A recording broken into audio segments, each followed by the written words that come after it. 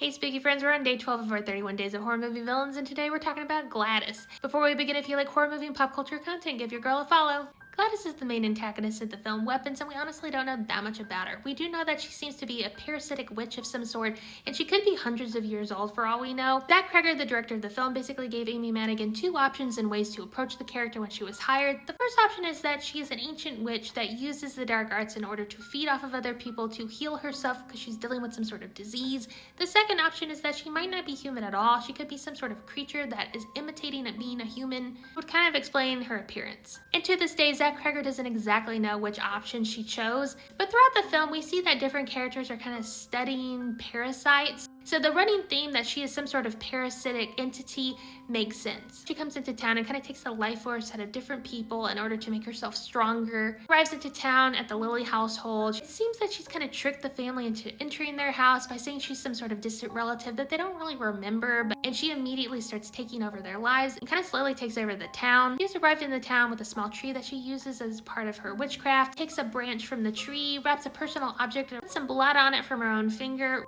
rings a bell that has a 6 and an upside down triangle on it. And when she does that, the people are under her control. She can turn them into a weapon to do whatever she wants. She immediately lets Alex know when she's taking control of his parents that she can have them hurt each other, hurt themselves, or even eat each other if she wanted them to. So she's incredibly powerful. You see her enter into different people's dreams. So it does seem like she has the capability to kind of manipulate people's minds. The worst thing that Gladys does in this film is that she convinces Alex to gather personal objects from 17 of his classmates, and then she takes them under her control. Zach Cregger has said that Gladys basically represents alcoholism. We see that poor little Alex has become the caretakers for his own family. He has to feed them soup and take care of them. And so Gladys really represents alcoholism in the Lilly household and also in the town, because we see multiple different characters are struggling with that. Her appearance is quite shocking. She has very pronounced makeup that's kind of messy. She has a very interesting wig. She has like big gums and baby teeth. I added things to her nose to make it more beak-like, so it would almost make sense that she was portraying some sort of creature that was imitating being a human. But I think she's much older than she portrays herself to be, because she does mention that like Alex's parents had a case of consumption. That's a condition that, you know, people would talk about like way long ago. Gladys continues using people for her own bidding, turning people into weapons.